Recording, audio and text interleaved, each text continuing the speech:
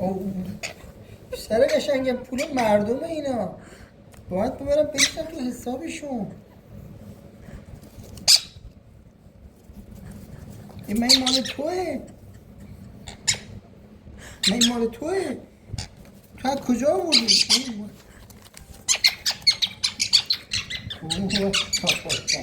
ببخشید بردار مال تو.